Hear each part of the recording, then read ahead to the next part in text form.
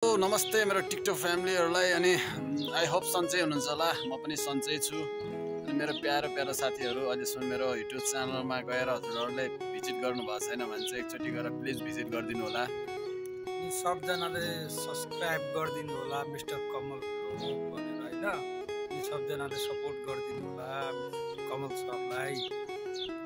अनि सबैजना सरले पनि भनिसक्नु भयो हाम्रो मेरो गएर एकचोटी भिजिट गरेर हजुरहरुले सबैजनाले ठ्याक्क मेरो प्रोफाइल टिकटकको प्रोफाइल खोल्ने बित्तिकै त्यहाँ लिङ्क आउँछ। त्यो लिङ्कमा गएर एकचोटि यसो गरेर थिचिदिनु होला। सब्स्क्राइब गर्दैमा केही जाँदैन।